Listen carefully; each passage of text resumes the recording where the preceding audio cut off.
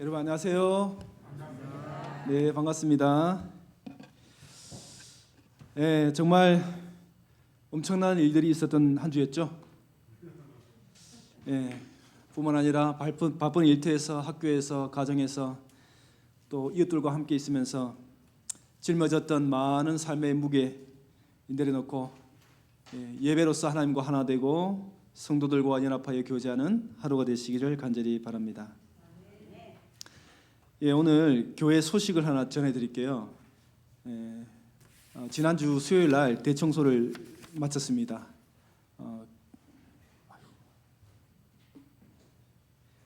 감사합니다. 대청소를 마쳤고요. 참여해 주신 여러분들 고생하셨습니다. 간대영 장로님 방문했는데요. 너무나 환하고 또 밝은 모습이었습니다. 여전히 그런 말을 하고 계신데 여러분의 기도가 필요합니다. 조한자 집사님 또 수술 마치시고 영천 효사랑요양병원에 입원해 계셔서 회복을 하고 있습니다. 여러분 기도 많이 해주시길 바랍니다. 방문을 원하시는 분은 저한테 말씀해 주시면은 방문을 가도록 하겠습니다. 오늘은 오후에 자비반에서 방문을 하도록 하겠습니다. 권성환 목사님 유학 비자를 받을 수 있도록 기도해 주시기를 바랍니다. 또 저희 가정도 이제 적응 중에 있는데요. 이 교회에서 잘 적응하고 여러분의 모든 잘 적응할 수 있도록 여러분도 기도해 주시기를 바랍니다. 오늘은 누가복음 5장에 있는 말씀을 한번 펴보겠습니다. 누가복음 5장에 있는 말씀입니다.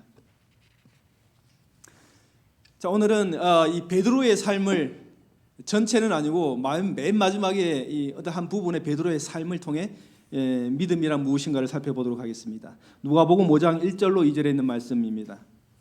무리가 옹이하여 하나님의 말씀을 들을새 예수는 게네사렛 호숫가에 서서 호숫가에 두 배가 있는 것을 보시니 어부들은 배에서 나와서 그 물을 씻는지라. 예수께서 한 배에 오르시니 그 배는 시몬 베드로의 배라. 육지에서 조금 떼기를 청하시고 앉으사 배에서 무리를 가르치시더니 말씀을 마치시고 시몬에게 이르시되 깊은 데로 가서 그물을 내려 고기를 잡으라. 시몬이 대답하여 가로되 선생이여 우리들이 밤이 맞도록 수고를 하였으되 얻은 것이 없지만은 말씀에 의지하여 내가 그물을 내리리이다 하고 그러한즉 고기를 애운 것이 심히 많아 그물이 찢어지는지라. 예수님이 뱃일에는 고기 잡는 데는 문외한인데도 불구하고 갑자기 저기 가서 고기를 잡으라고 청했습니다. 그랬는데 그물이 찢어질 정도로 고기가 많이 잡혔습니다. 베드로에게 그날은 한 마리도 잡힌 적이 없는 날이 그날이 처음이었어요. 그리고 그날은 그렇게 많은 물고기가 잡힌 적도 처음이었습니다. 여러분 베드로가 잡은 물고기가 몇 마리 정도 되었을까요? 얼마 정도 잡았을까요? 153마리요? 아닙니다. 153마리 아니에요. 몇 마리 잡았는지 나와 있지 않아요. 근데 왜 안 나올까요? 너무 많았어. 아니에요. 너무 많아서가 아니죠. 물고기에 관심이 없었어요. 안 세봤어요. 지금 물고기보다 뭐가 더 중요해요?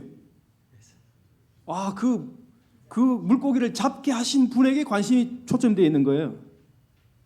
그래서 예수님이 더 큰 관심사이기 때문에 물고기는 좋긴 좋지만은 덜 관심이 있어요. 그래서 베드로가 예수님 제가 저 물고기가 몇 마리인지 다 세어보고 예수님 따라갈게요 이렇게 하지 않았어요. 왜냐하면 예수님이 더 중요하기 때문에 그랬습니다. 그래서 베드로가 무릎을 꿇습니다. 고기를 많이 낫게 해준 그 예수님께 무릎을 철썩 꿇습니다. 그리고 시몬 베드로가 이를 보고 예수의 무릎 앞에 엎드려 이르되 주여 나를 떠나소서 나는 죄인이로소이다. 그렇게 말을 합니다. 10절에 보니까 예수께서 시몬에게 이르시되 무서워하지 말라. 이제 후로는 내가 사람을 취하리라 하시니라. 이렇게 해서 베드로가 예수님을 3년 반 동안 이렇게 쫓아다녔습니다. 3년 반 동안 베드로와 12제자들 정말로 자기의 생업을 다 버려두고 열심을 다해서 따라다니면서 자기의 모든 것을 다 바치면서 예수님을 사랑하게 되었고 예수님과 함께 사역을 하게 되었습니다. 이렇게 3년 반이 흘려서 드디어 우리가 요한복음 21장에 이르게 되었습니다. 요한복음 21장 3절에 베드로가 뭐라고 말하냐면은 시몬 베드로가 나는 물고기 잡으러 가노라. 베드로가 갑자기 나는 물고기 잡으러 가노라. 그렇게 선언을 해버립니다.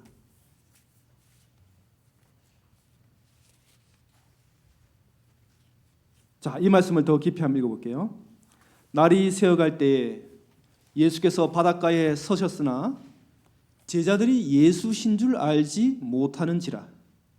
예수께서 이르시되 얘들아 오늘 너희에게 고기가 있느냐? 대답하되 없나이다. 가라사대 그물을 배 오른편에 던지라. 그리하면 얻으리라 하신대. 이에 던졌더니 고기가 많아 그물을 들 수 없더라. 7절 예수의 사랑하시는 그 제자가 베드로에게 이르되 주시라 하니 시몬 베드로가 벗고 있다가 주라 하는 말을 듣고 겉옷을 들은 후에 바다로 뛰어내리더라. 여러분 지금 나는 물고기 잡으러 가노라 하고 갈릴리로 이제 돌아온 그 베드로가 지금 예수시라고 하는 말을 듣고 깜짝 놀래가지고 7절에 보니까 그가 한 어떤 행동이 참 우리의 생각으로는 좀 이상한 행동을 하고 있어요. 그럼 7절에 보니까 뭐가 좀 이상합니까? 7절 한번 다시 한번 유심히 한번 보세요. 한번 읽어볼게요. 예수의 사랑하시는 그 제자가 베드로에게 이르되 주시라 하니 시몬 베드로가 벗고 있다가 주라 하는 말을 듣고 겉옷을 두른 후에 바다로 뛰어내리더라. 여러분 뭐가 좀 이상합니까? 옷을 벗고 있었는데 옷을 입고 물속으로 뛰어들었어요. 원래 물에 들어가려면 어떻게 해야 돼요? 벗어야 돼요. 그 다음에 이제 성경에 보니까 그 배하고 육지 사이가 한 90m가 됐어요. 90m면 꽤 긴 거리죠. 근데 그 정도 헤엄쳐서 가려면은 어떻게 해야 돼요? 옷 입고 하면은 그 헤쳐나가기가 너무 힘들어요. 근데 90m를 헤엄쳐 가야 되는데 그는 왜 옷을 입고 물에 들어갔는가? 베드로가 요한이 하는 말에 주시다 하니까 베드로가 깜짝 놀랐어요. 그래서 딱 보니까 저게 예수님 같아요. 한 100m, 한 90m 앞에 예수님이 서 있는 것 같아요. 빨리 예수님은 보고 싶고 물속을 뛰어들었습니다. 여러분, 우리 한국의 사람들은 좀 달라요. 외국에 보면은 외국의 뭐 필리핀이나 어디요 중국이나 저기 미국이나 또 유럽에 그 사람들이 범죄자들을 보면 어때요? 어떻습니까? 당당하게 얼굴을 좀 슬프긴 슬프고 괴롭긴 괴로워도 얼굴을 확 드러내고 이렇게 나오는데 한국 사람들은 어때요? 홀딱 뒤집어 쓰고 완전히 홀딱 뒤집어 쓰고 그냥 걸어서 기어가듯이 그렇게 걸어갑니다. 왜 그렇죠? 당당하지 않아요. 지금 베드로는 예수님을 만나가지고 너무나 기쁘고 빨리 가야 되겠다는 마음이 너무나 좋은데 그 반면에 예수님께 가까이 나가기에는 불편하고 부끄러운 점이 있어요. 그래서 뭐예요? 뛰어들기 전에 자기가 벗어났던 그 옷을 둘쳐 입고 자기의 몸을 가리고 들어갑니다. 들어갔어요. 90m를 헤엄쳐서 들어갔습니다. 베드로에게는 90m 옷을 입든 벗든 90m 정도는 아주 쉬운 주먹기죠. 그런데 헤엄쳐가지고 예수님을 만나러 해변가에 도착을 해야 되는데 그 장면이 싹 사라져요. 없어요. 베드로가 예수님을 해변가에서 만난 기록이 없어요. 그 기록이 없어요. 여기는 없어요.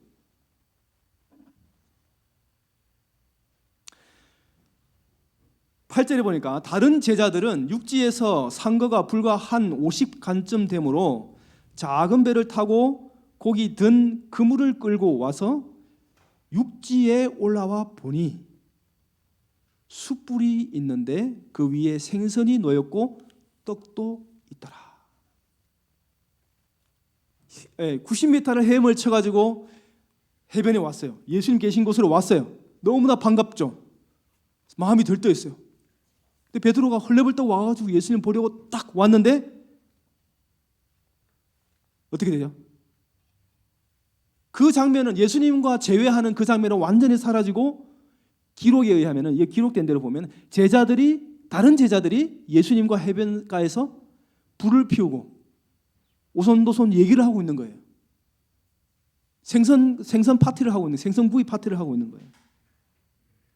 근데 베드로는 어디 갔습니까? 베드로는 어디를 갔죠? 근데 10절에 보면 나와요. 예수께서 가라사대 지금 잡은 생선을 좀 가져오라 하신대. 11절 시몬 베드로가 올라가서 그물을 육지에 끌어올리니 가득히 찬 큰 고기가 153마리라. 이같이 많으나 그물이 찢어지지 아니하였더라. 자, 지금 베드로가 잡은 그 물고기를 예수님이 지금 그 물고기를 좀 가져오라 그랬어요. 그렇죠? 12명의 제자가 모여 있어요. 자, 그러면은 지금 물고기를 가져오고 그랬으니까 누가 물고기를 가져와야 됩니까?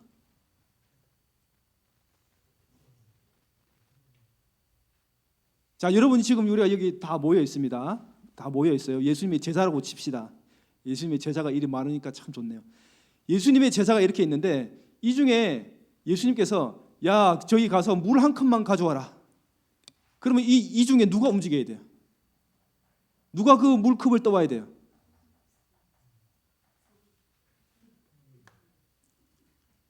자, 내가 가야 되겠다 생각하면 손 들어보세요.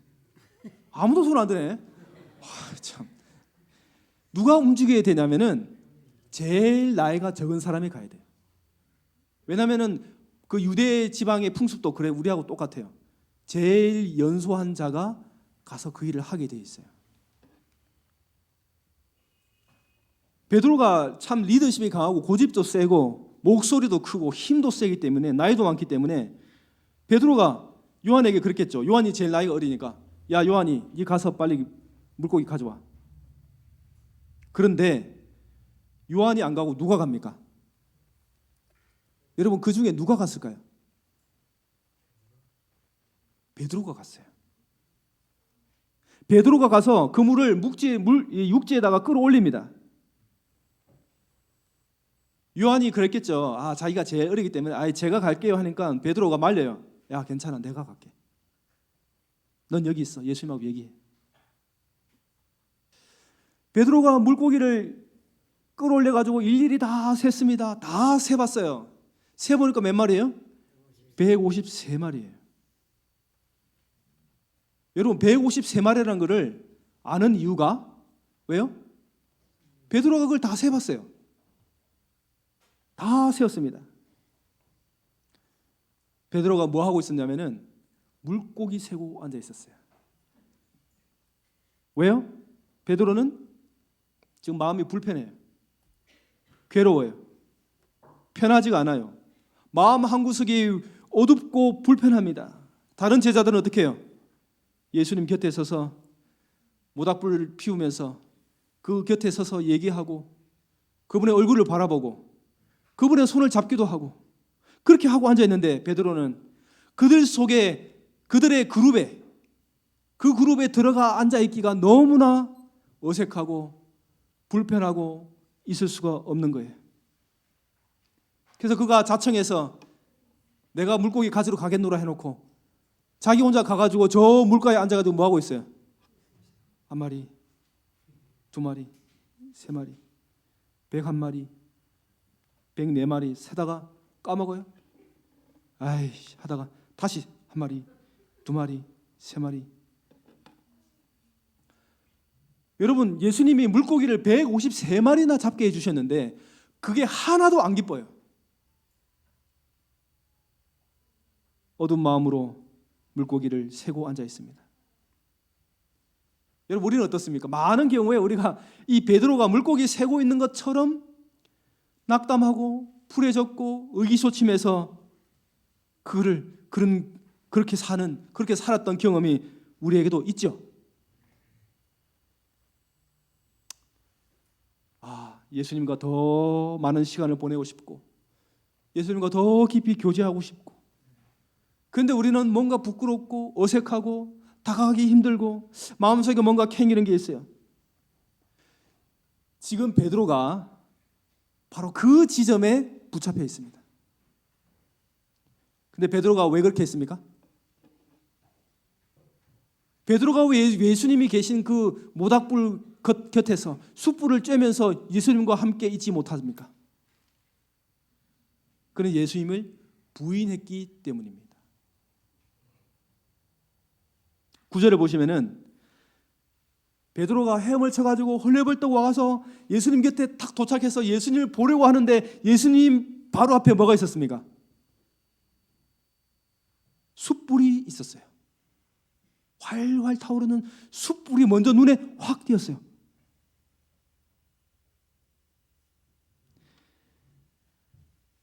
이 베드로가 요한복음 18장에 예수님을 팔기 전에 무슨 일이 있었냐면은 예수님께서 이 대제사장 안나스와 가야바에게 끌려가는 장면이 나오죠. 그때 예수님이 끌려갈 때 다른 사람은 다 도망하고 없었는데 이 베드로와 요한이 그 뒤를 따라갔어요. 예수님이 너무 걱정이 돼서 따라갔어요.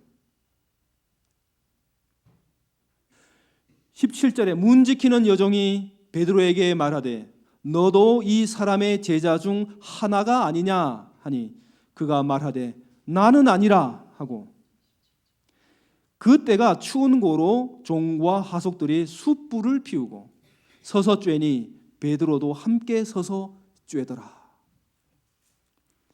여러분, 베드로가 지금 숯불을 쬐고 있었습니다. 예수님 팔 때. 근데 베드로가 헤엄쳐서 예수님을 만났어요. 근데 뭘 봤습니까? 숯불을 본 거예요. 베드로가 이 숯불을 보는 순간 베드로의 마음이 완전히 얼어붙었습니다. 얼음이 된 것처럼. 왜요? 왜 베드로가 꼼짝도 못하고 그 숯불을 보면서 미동도 하지 못하고 멍하니 있었을까요? 그날 밤이 생각났습니다. 예수님을 3번 부인하던 그날 밤이 그의 머리 가운데 떠올랐습니다. 그리고 그가 예전에 요한복음 13장에 예수님께 단언해서 예수님께 큰 소리 쳤어요. 주여, 내가 지금은 어찌하여 따라갈 수 없나이까 하면서 주를 위하여 내 목숨을 버리겠습니다. 12제자와 예수님 앞에서 소리쳤어요. 장담했습니다. 근데 몇 시간이 지났어요? 불과 몇 시간이 지나지 않았어요.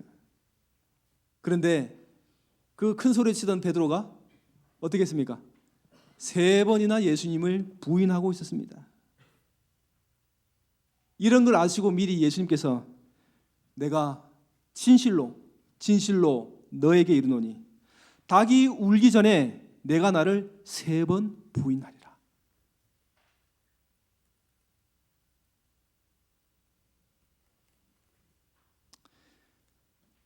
베드로가 예수님을 3번 부인한 장면이 누가복음에 나옵니다. 누가복음 22장에 있는 말씀. 60절에 베드로가 가로되 이 사람아 나는 너 하는 말을 알지 못하노라 하고 방금 말할 때에 닭이 곧 울더라. 주께서 돌이켜 베드로를 보시니 베드로가 그의 말씀 곧 닭이 울기 전에 내가 3번 나를 부인하리라 하심이 생각나서 밖에 나가서 심히 통곡하니라. 닭이 우는 소리를 들을 때 베드로가 순간 닭이 우는 소리를 듣고 베드로가 뭔 소리를 예수님의 생각이 났어요. 네가 나를 3번 부인하리라. 그 말씀이 생각나서 저기서 신문 받고 계시고 피를 흘리신 예수님을 쳐다봤어요. 마침 그 순간 예수님의 눈빛도 베드로와 마주쳤습니다. 베드로와 예수님의 눈빛이 서로 마주쳤어요. 멍들고 피 흘리고 지치고 괴로워하는 그 예수님의 모습을 말입니다. 시대소망 712페이지입니다. 비열한 저주의 말이 베드로의 입에서 발해지며 드높은 닭의 울음소리가 아직도 그의 귀에 울리고 있을 그때에 구주께서는 얼굴을 찌푸린 재판장들로부터 얼굴을 돌려 그분의 가련한 제자를 유심히 바라보셨다. 그와 동시에 베드로의 시선도 주님께 이끌렸다. 그 부드러운 얼굴에서 그는 깊은 동정과 슬픔을 볼 수 있을 뿐 분노의 그림자는 추워도 볼 수 없었다. 창백하고 고통에 차 있는 얼굴과 떨리는 입술과 동정과 용서의 정이 서린 그분의 모습은 화살처럼 그의 마음을 찔렀다. 양심은 일깨워졌다. 기억은 되살아났다. 베드로는 주님과 함께 옥에나 죽는 곳에라도 가겠다고 했던 불과 몇 시간 전에 그의 약속을 회상하였다. 구주께서 다락방에서 그날 밤에 그가 3번씩이나 주님을 부인하리라고 말씀하셨을 때 자신이 슬퍼하던 일을 기억하였다. 베드로는 방금 예수님을 모른다고 선언하였으나 이제 그는 매우 슬퍼하며 주께서 그를 얼마나 잘 아시며 자신도 알지 못하였던 거짓된 마음을 얼마나 정밀하게 아시는지 깨달았다. 추억들은 조소와 같이 그에게 밀려들었다. 구주의 부드러운 자비, 그분의 친절과 오래 참으심, 과오를 범한 그 제자들을 대하시는 그분의 부드러우심과 인내, 이 모든 일이 기억에 떠올랐다.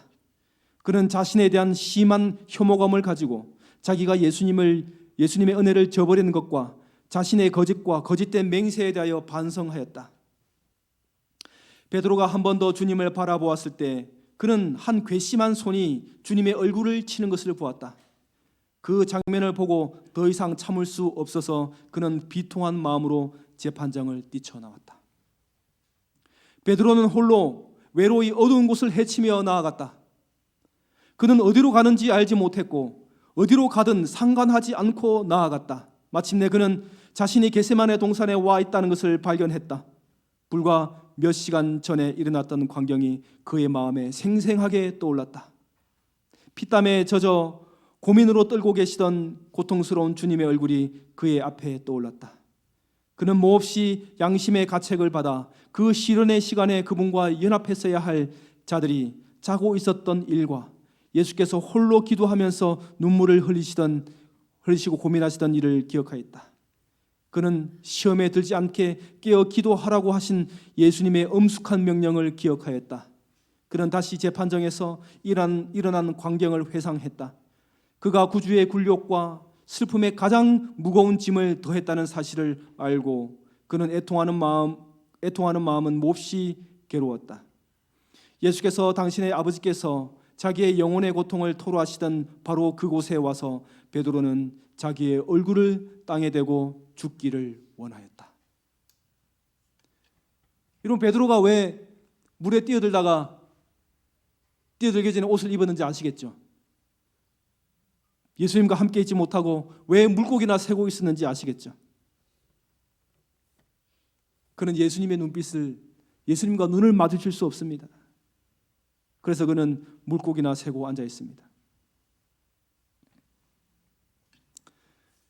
그런데 예수님의 모습을 보면 15절에 보면은 예수님께서 이 베드로에게 그런 베드로, 움츠려 있는 베드로, 부끄러운 베드로, 낙담해 있는 베드로, 도저히 예수님과 다시 화해할 수 없어 보이는 그런 마음을 가진 이 베드로에게 예수님께서 묻습니다. 함께 있지 못하고 저기 떨어져 있죠. 저기 한쪽 구석에 떨어져 있어요. 저희가 조밥 먹을 뒤에 예수께서 시몬 베드로에게 이르시되 요한의 아들 시몬아 내가 이 사람들보다 나를 더 사랑하느냐? 내가 나를 사랑하느냐? 베드로가 어떻게 대답해야 될까요? 그가 전에 했던 말처럼 내가 목숨을 다해서 목숨을 바쳐서 주님을 섬기겠습니다 라고 말할 수 있어요? 그럴 수 없습니다. 그의 양심이 일깨워졌다고 그랬어요. 그때 이 베드로가 뭐라고 말하냐면은 주님 그러하외다. 내가 주님을 사랑하는 줄 주님께서 아십니다. 근데 예수님께서 말한 그 사랑과 베드로가 말했던 그 사랑이 서로 다른 사랑이에요. 예수님이 말한 이 사랑은 아가파오.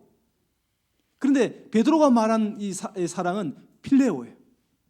이 필레오는 사람과 사람 간의 사랑을 말하는데 예수님은 아가파오를 말하고 있어요. 너가 나를 하나님이 희생하는 것처럼 나를 그렇게 희생하며 너의 모든 것을 다 바쳐 희생하며 나를 사랑할 수 있느냐 물어보는데 예수님 이 베드로는 뭐예요? 아니에요. 그럴 자신이 없어요. 왜요? 내가 예수님 3번 부인했잖아요.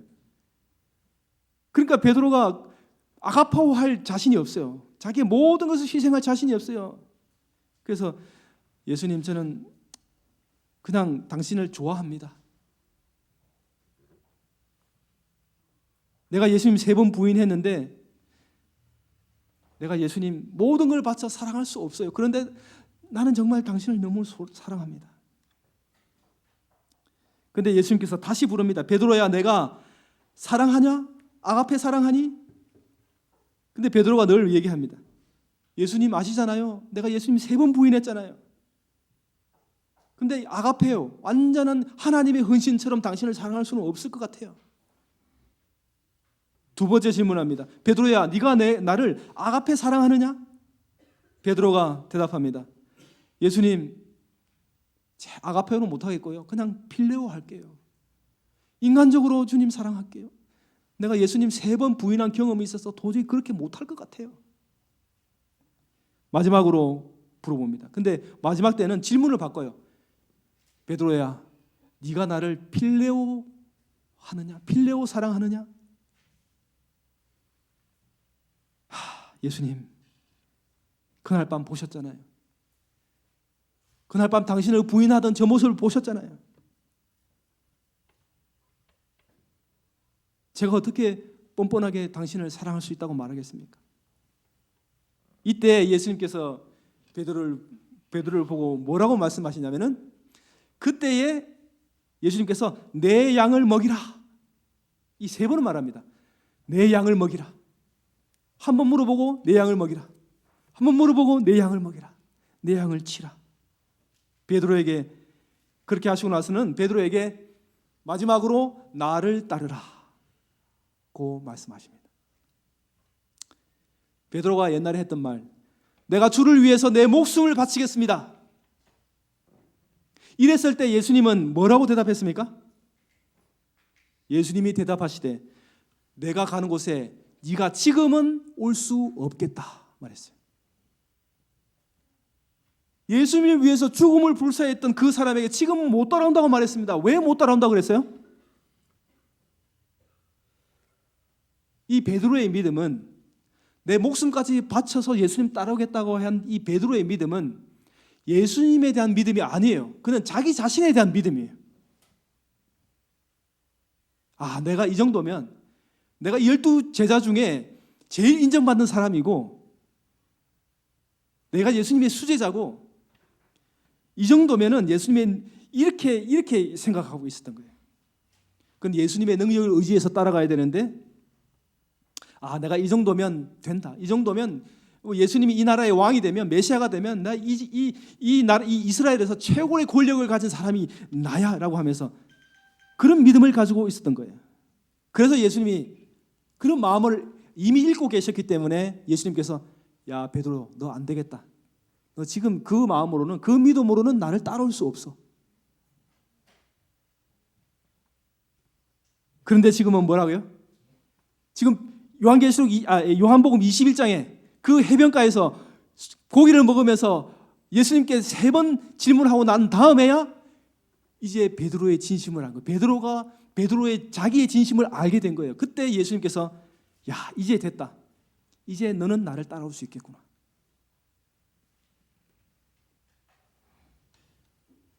여러분, 요한복음 13장 38절에 뭐라고 말씀하신다면은 야, 진실로 진실로 내게 이르노니 네가 나를 3번 부인할 거야 이렇게 얘기했습니다. 13장 마지막 절이에요. 13장 마지막 절에. 근데 14장에 가면 무슨 얘기가 나옵니까? 14장 1절에 가면은 너희는 마음에 근심하지 말라. 하나님을 믿으니 또 나를 믿어라. 그 말이 나오잖아요. 근데 여러분, 원래 신약 성경은 사도 요한이 썼던 신약 성경에는 장과 절의 구분이 없습니다. 지금 13장과 14장을 구분해 놨잖아요. 그러니까 전혀 다른 장으로 이해가 되는데 원래 신약 성경에는 장과 절의 구분이 없어요. 장과 절의 구분은 중세 시대에 사람들이 거기다가 성경을 구분하기 위해서 임의대로 해놓은 거예요. 근데 연속으로 한번 읽어보세요. 연속으로 읽어보면 이렇게 되냐면은 베드로야, 네가 나를 3번 부인할 거야. 이래 놓고 그런데 마음에 근심 걱정하지 마. 하나님을 믿으니 또 나를 믿어. 내가 내 아버지 집에 갈 거거든. 베드로, 네가 나를 3번 부인했지만은 내가 하늘에 왜 가는지 알아? 내가 너를 위해서 거처를 준비하러 가는 거야. 내가 준비하고 나면 너는 나를 부인하고 정말 낙심하고 상심하지만은 내가 너를 위하여 집을 준비하면 다시 너를 데리러 와서 영원한 하늘나라에 같이 너와 함께 영원히 살 거야. 그러니 베드로야, 걱정하지 마. 믿음을 가져. 네가 3번 나를 부인해도 내가 너를 하늘에 데리고 갈 거야. 우리는 걸려 넘어질 때가 많이 있습니다. 심령이 상하고 심령이 꺾이고 무너질 때가 많이 있어요. 여러분, 베드로를 쳐다보십시오. 베드로는 꺾이고 무너지고 완전히 예수님의 눈을 쳐다볼 수 없을 지경에 나와 있었지만은 그런 베드로를 예수님이 일으켜 세웁니다. 용기를 주고 다시 예수님을 바라보게 합니다. 그에게 제자가 되게 하고 다시 천국을 소망하게 합니다. 베드로는 개가천선했습니다. 그는 변화되었습니다. 자기가 믿었던 자신을 믿지 않습니다.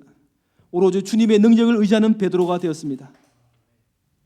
불과 몇 시간 사이에 베드로는 엄청난 소용돌이 속에서 자기 자신을 찾아갑니다. 우리가 넘어질 때가 있고 낙담할 때가 있을 때 꼭 예수님을 바라보시기를 바랍니다. 깨지기 쉽고 연약한 우리들을 동정해 주시는 분이 계십니다. 그분 우리에게 연민을 느껴주십니다. 우리를 사랑해 주시고 우리에게 손을 뻗쳐 주십니다. 베드로에게 다시 가서 베드로를 일으켜 줍니다. 12 제자들 앞에 베드로에게 그 제자됨의 제자로서 다시 그를 불러 일으켜 주셔서 예수님을 바라보게 하고 복음을 전하게 하십니다.